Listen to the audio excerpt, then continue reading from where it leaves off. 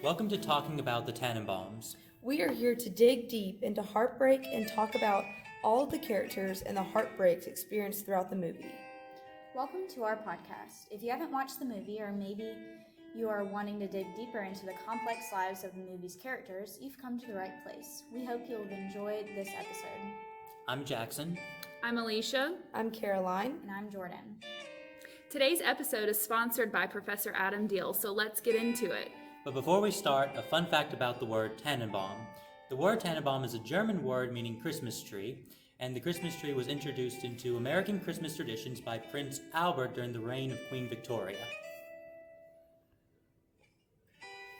Today we are going to be answering some crucial questions about the movie. The first one is, the film begins with a description of the family. What character seems most heartbroken in the childhood portion of the film? Out of the three children, I believe that Margot felt the most heartbroken during her childhood. It's because it became known that she was adopted because her father made it apparent to everyone they met and reminded her constantly that she was not his blood. Along with her being adopted, he never supported her dreams like he did with her brothers. There was a scene where she hosted a play that she wrote herself. Royal did show up, but he told her it was not good. He treated her more as a background character in his life, not like his real children. Oh, I think we just repeated it. One thing to add is that Royal never took Margaret anywhere or anything, so he also just left her out of his life and out of the life of her stepbrothers, which is also a really sad event. And yeah, I think that just goes back to her being adopted. I think in general, Margot struggled her whole life not feeling like she was truly part of the family because she was the only one that was adopted. She was not blood. And then her dysfunctional relationship with her dad just kind of played into that throughout her life, which I think contributed a lot to her depression and feeling like she didn't belong. And also, there was times where Chaz seemed upset where Richie was brought to do certain things.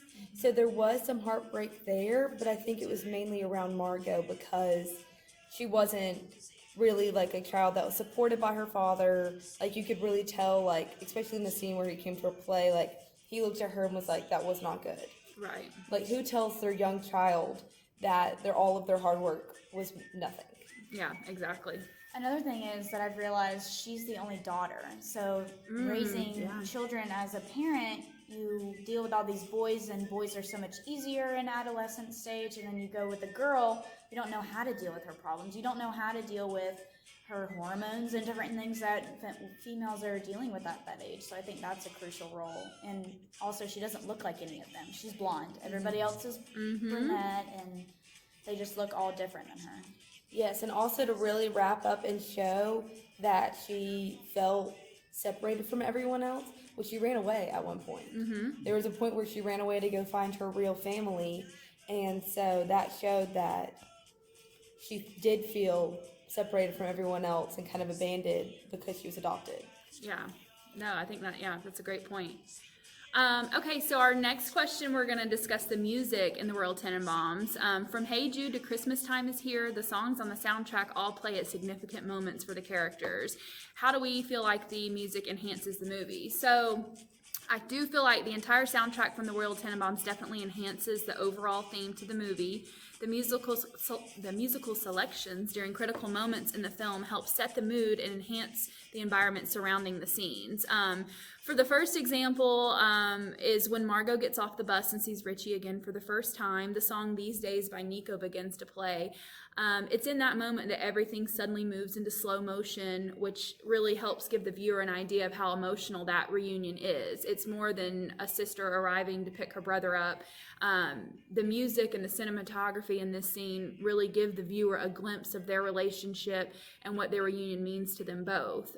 They both pause for a brief and powerful embrace with each other, and the music starts back up again. And I just feel like without this song, it would be harder to convey how intimate that moment in particular was for the two characters. Kind of in contrast, a much different scene in Richie's suicide scene. The song Needle in the Hay by Elliott Smith starts to play. The song's slow and somber tempo matches perfectly with the scene as we see Richie slowly removing his signature sunglasses and his headband and begins to cut off all of his hair. The music just starts to speed back up as he slits his wrist. We see the blood running down the sink and he goes to the floor. The music pauses when he's discovered, and then almost immediately the music starts back again. But at that point, we're already in the hospital, and there's a frantic rush through the hospital trying to save his life. And then the camera will cut to small glimpses of each family member's initial reactions to the news. So I just feel like that the music there just kind of helps you really grasp what's happening.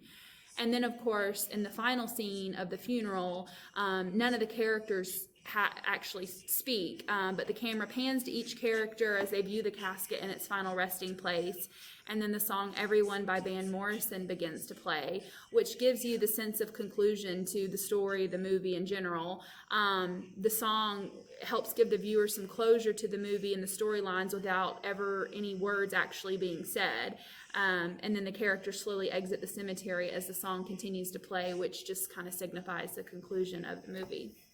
What do we think, Jackson? In the movie, I like the bits of silence. As much as the music is nice and is lovely, but I also like the parts where the music stops and then it's silent, and then it's like it sort of makes you have to refocus on the movie. You know, it's like it centers you again. Yeah. Jordan? Another thing is whenever you listen to the music later on without watching the movie, you have that emotional connection of what you were visually paying attention to, so you have the connection of, oh, that song that I heard from Royal Tenenbaums and Richie's suicide, that means a lot to me. So you make these connections throughout the movie with the music. Yeah. And also, I really like how you start to feel the emotions yourself, because like you can definitely see how the characters are feeling through the music, but like especially during when Richie is trying to commit suicide, I started feeling heartbroken myself because the music really just kind of put me down along with his actions. And so I feel we were feeling the same thing, even though he's the one in the movie and I'm the one that's just sitting there watching it. Yeah. Well, and I think that it's a good point because the movie itself is kind of flippant and it's like this dark comedy type thing. And there's a couple moments in the movie, but that was the first one, is his suicide scene. It kind of hits you and you're like, oh, God, okay. It's been a kind of a weird, flippant kind of movie, but now this is like, it really kind of hits you and it's hard. But yeah, no, that's great. All right, the next question we're going to talk about is, before they all move back into the house, do any of the characters have healthy relationships? In my opinion, I don't see any of the characters having healthy relationships whatsoever. Before moving back into the house, each character has their own life and separate situations that are equally negative on them. Richie is seen being on a boat in the middle of nowhere, writing a letter to Eli admitting his love for Margot. So he's in a state of confusion, but he still is strong-willed on his feelings towards something that essentially can never possibly happen.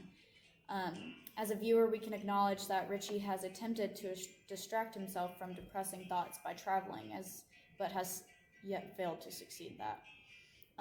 Another character that stood out to me was Eli Cash and his drug addiction and living a manic lifestyle. His relationship with Richie is deceiving as he acts like he's a trustworthy best friend, but actively betrays Richie as he sleeps with the woman Richie openly admitted to being in love with.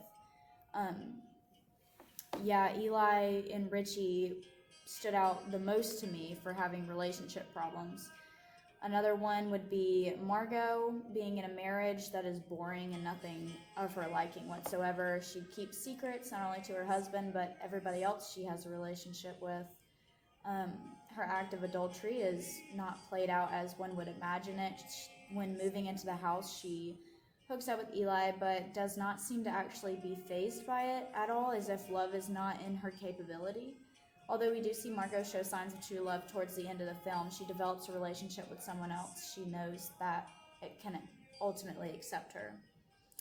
The last character of not having a positive relationship would be Chaz. Chaz went through heartbreak early on before the movie took place, with his wife dying in a plane crash, and ever since then he has had an incredible paranoia with protecting his children. Ari and Uzi are two of his sons, and his relationships with them is even as confusing as Chaz's relationship with everybody else in the household.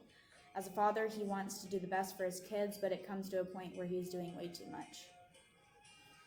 I think another kind of relationship that's not really healthy but could be seen as a friendship would be Royal and the guy who stabbed him, even though he did stab him in the beginning, but he ended up being there for Royal for like whenever he was lying to the family. He helped him, which isn't a healthy relationship, but it was a positive friendship. Yeah. Not towards anybody else, but they were Getting there. stabbed is healthy. Yeah, they were there for each other, and then at the end, he stabs him once again. It's totally normal. It's Yeah. fine. Totally cool and normal. We all do that, right? You know? Yeah, I don't really think anybody had. I mean, I think you could see the mom having somewhat of a healthy relationship with her, I guess, fiance, boyfriend. But even then, like, they couldn't really live their relationship how they wanted to. It's just one big dysfunctional mess. And one thing we never saw was like Chaz's marriage with his Right. wife, so they could have had this nice, healthy relationship. Yeah. But since this movie isn't really about healthy and happy, Yeah. it doesn't really go into that. So we Yeah. never see if they were happy before she died. We can sort of say that this movie is the fast food of relationships. You know, it may seem okay at the beginning, but once you ingest it and get it into your system, you just feel bad and depressed, and you feel like you need to go to a gym or at least Regrets take are a walk or something. You know, go outside. Yes, exactly. Regrets are here. They have happened. Yes, definitely. Yes. All right. Okay, and so number 4, in a sense, all the characters are protagonists in the film. What character seems most memorable to you, and why so? For me, the most memorable character was Royal Tenenbaum, and that is just simply because he makes the movie. And you have to agree, because if it wasn't for him being flat broke and being jealous that his wife was moving on, it never would have happened. These events never would have taken place. He faked having cancer, for crying out loud. I mean, what sort of egotistical maniac fakes having cancer? You know, causes the family to break down in tears and just to say, I'm faking it. I'm not dying. I would have killed him. I would have been Pagoda to stab him with the knife. You know, I would have had very choice words to say. But also, there's also something else in the movie that, you know, on reflection, I've noticed, and that is that he's a manipulator. He uses the emotions of people. He likes to pit people against one another, and the best example is using Chaz's sons, you know, to get a relationship with them, to manipulate the father, to receive, no, not to receive, but to get at a situation to where he can get into the minds of his grandchildren. And so I see that as manipulative behavior. And then also we could say that he used Pagoda. Let's face it, you know, Pagoda was not employed by Royal anymore. He was employed by the wife, Etheline. Yeah. So he used his connection with Pagoda to get back into the family. He then continued to use Pagoda as a cover to be able to stay in the house, you know, get sort of like the medicine, which we would learn were mints, for crying out loud.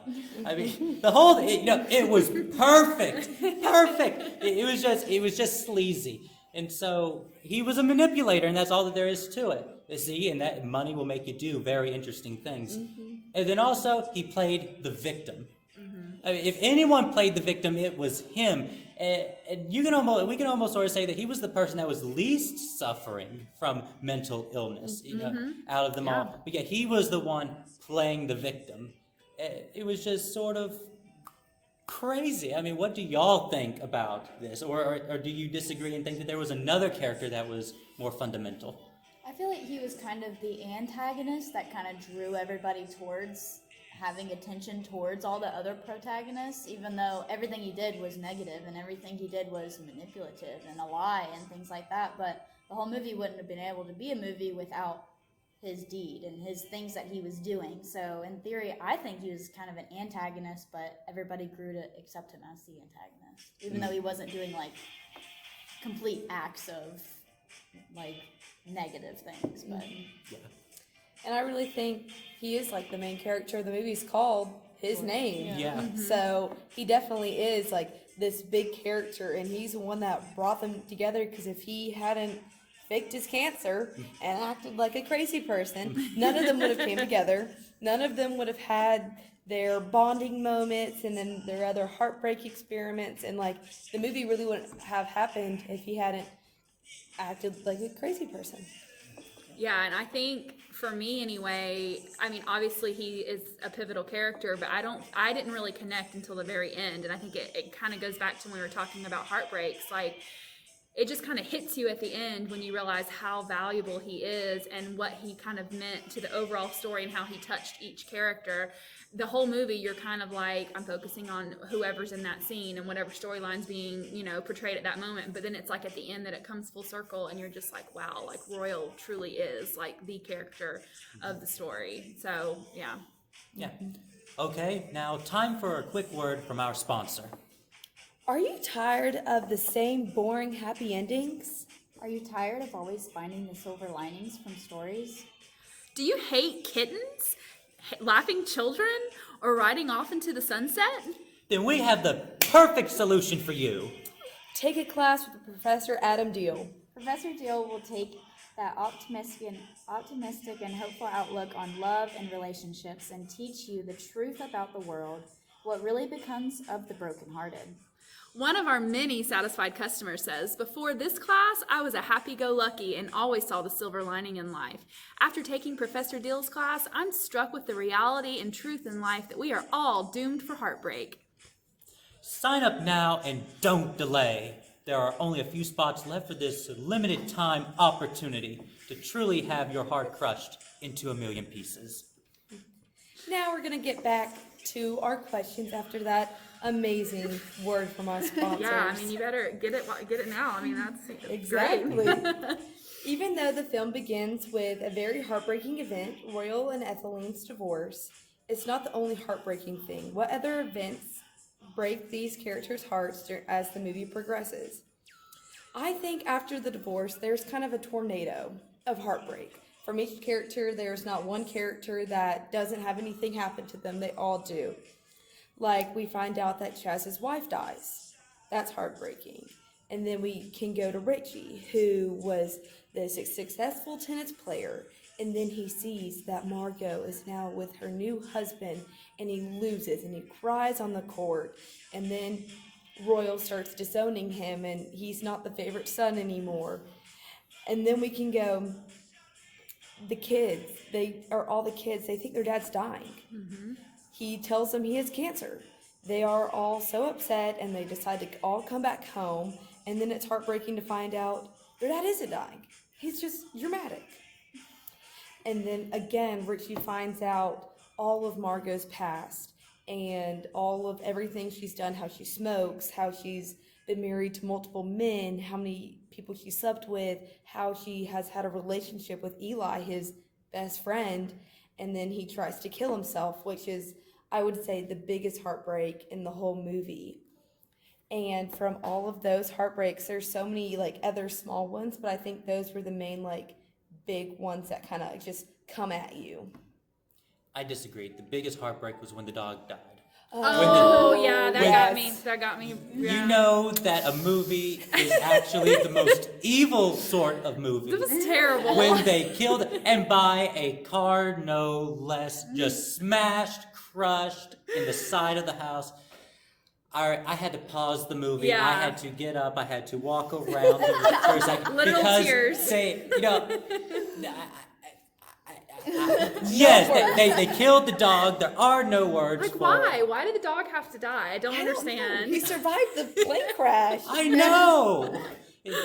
So, yeah, for me, the heartbreak was the death of the dog.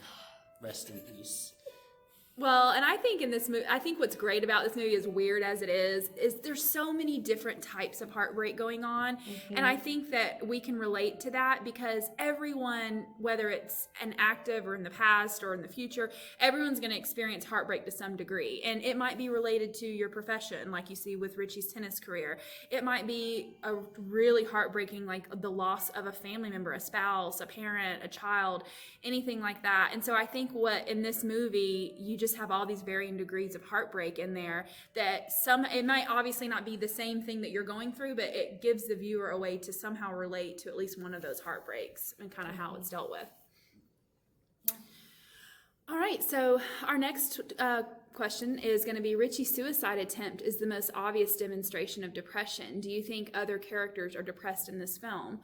Well, just like we just talked about, as every character is dealing with their own heartbreak, I think every character in this movie is dealing with depression.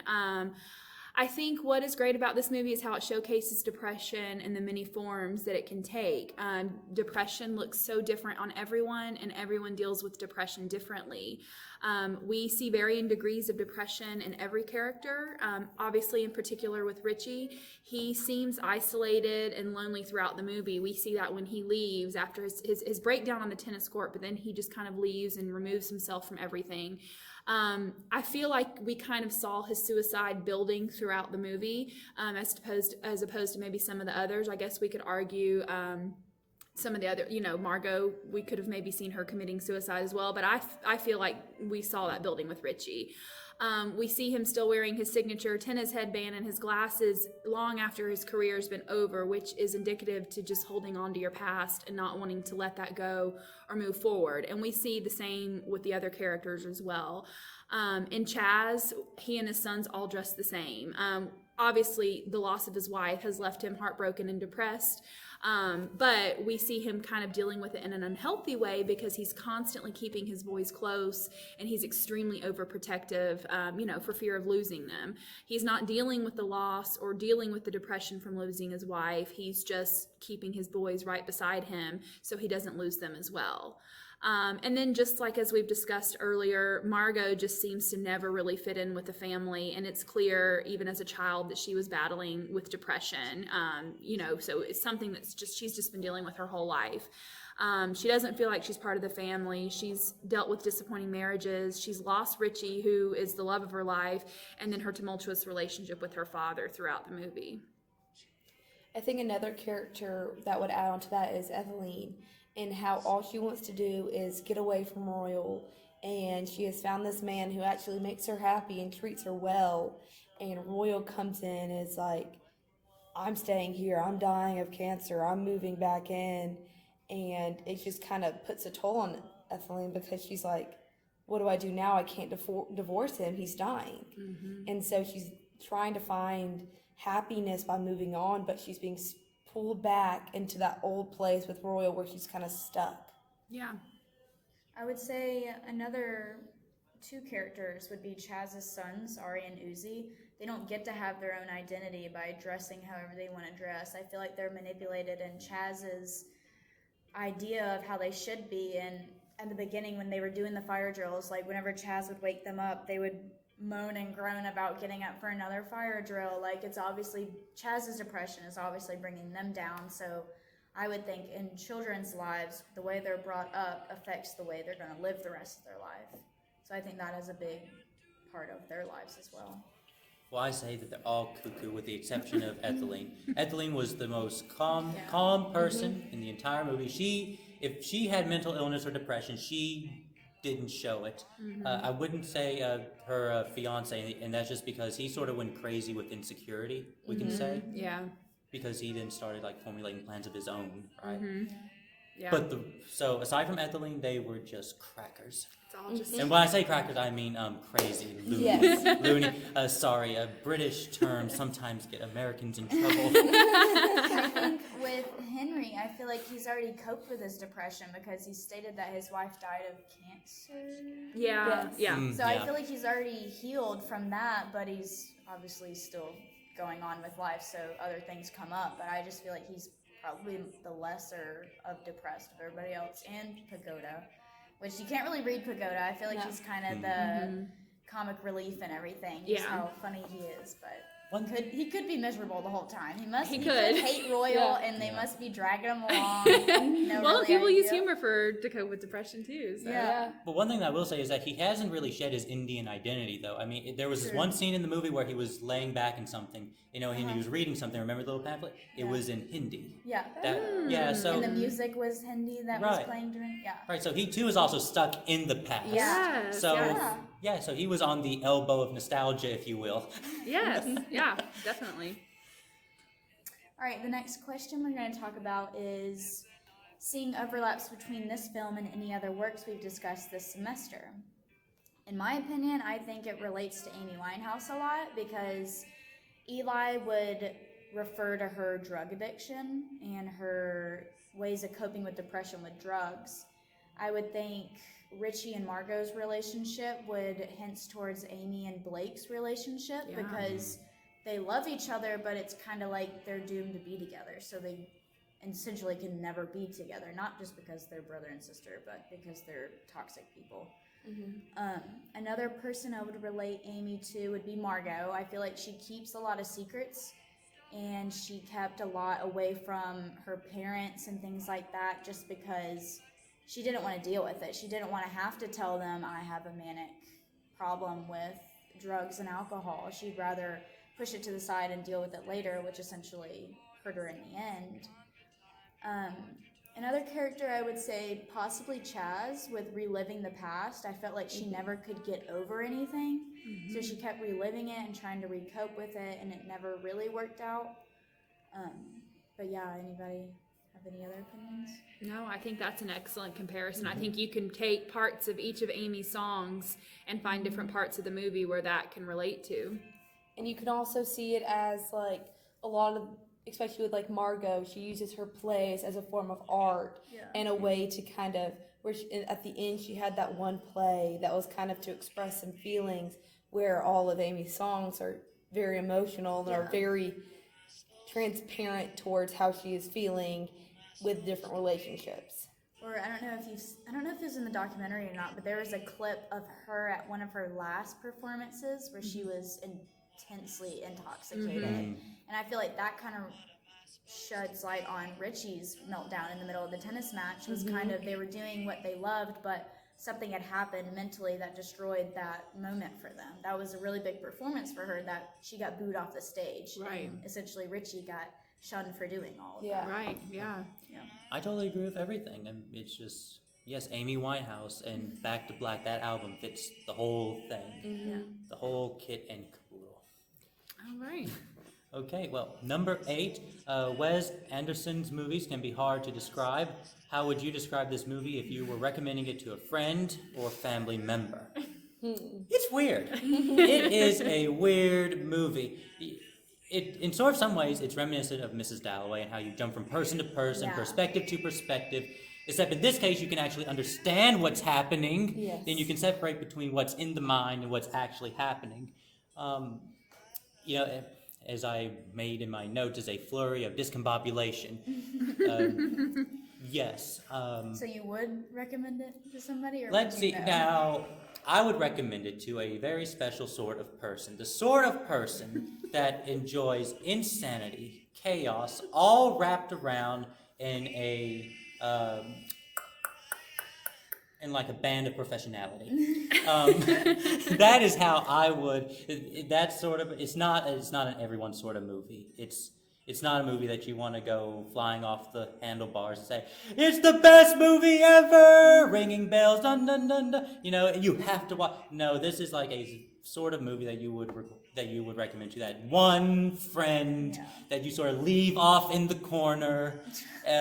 You don't disown them, but you're like, they're there. Also, another person you can recommend it to is a person that always likes to be right about movies and likes to like dissect movies and are like, oh, this is the true meaning, this is what's really happening. Be like, here's this movie, dissect this one, you figure out this one, and then come back to me in maybe like 3 days once you've watched it 10 times. Then we'll discuss it. Yeah, okay. Since you want to always be right, here you go.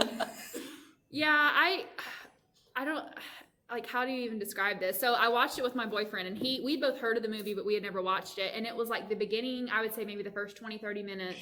We both kept looking at each other, and he's like, do we have to finish this? And I'm like, we do. It's fine. Just suffer through this. You know, this is like something you watch on a Tuesday night when there's nothing else going on. But I'm like, I have to obviously watch this. And then, like, what I kind of think was unique is, like, we were silent through a lot of it. And I think that turned into, okay, well, we may not be loving it, but we're into it now. We're into the character stories. And then at the end, you know, when it was over, we turned it off and we just kind of looked at each other and we were like, that was good. But I don't think it's a movie I'll ever watch again. So I think it's one of those movies, like, it's not going to become your, like, all-time favorite. I want to watch it all the time and share it with everyone. But I don't think it hurts to just watch it once. You just maybe rent it. Don't buy it. Don't buy the DVD. It's very adult understanding. Like, if you watched it and a child was with you, they could watch it without being scarred for life. I feel like there's a lot of adult hints that, like, you wouldn't understand if you were a child. So, child watching it, maybe not the Richie suicide scene watching that, but I don't know. I wouldn't watch it with a kid no matter what, just because of the things, but I would recommend it to close friends that would understand this type of movie. Yeah. Maybe not the suicide or the incest or the dog dying. Yeah, not the dog dying. But yeah, I can see that. So the moral of the story is watch it once. Watch it once. It's like a rite of passage. Watch it once. Yeah. So yeah, that just kind of brings us to our conclusion here on should this film be taught in the next course. So just kind of how we've discussed, I think as individuals, we all to some varying degree enjoyed the movie and we enjoyed talking about it in class and talking about it in our group. It was a great addition to the material that we've already studied, just as we discussed earlier, like with Jordan connecting it to Amy Winehouse. We definitely see a lot of the connections. You can see connections with Van Gogh. You can definitely see how all of the material has kind of, you know, related to each other. But the movie connected well with other content from the class, and it painted a more straightforward picture, in my opinion, of heartbreak and depression. But for the movie as a whole, I think the suicide aspect of the movie can possibly be triggering for some students. So maybe a disclaimer or just letting the students know that there is a suicide scene in there before it's taught again. And then as college students, we were definitely on the more mature side aspect as far as being able to handle the content of the movie. And it's, you know, definitely probably not something that would be appropriate to teach to high school students. But yeah, I think it does a great job highlighting the different aspects of depression and how people deal with depression differently and have different ways to cope with mental illness. I really like how Diehl dealt with a visual way of learning, which was the movie, and audio, which was listening, and then the reading part aspect. He deals with all these forms of art, which I think you have to put a movie. When you deal with listening to music, reading books, things like that, you kind of are missing this piece, and some people learn better from watching movies, and people make different connections from it. So I definitely think there should be a movie, whether or not it's this one, sure, but I think it's a good fit for the course. I think this would be a good movie for the course because a lot of movies, they do have like sad moments, but they're like more sappy. And it's more like a romance movie, like, oh, she lost the guy. Oh no. Where this one, it's more like, there's this kind of depression, you can have heartbreaks in this kind of way. Oh, people cope with this kind of way, they do this and that and this.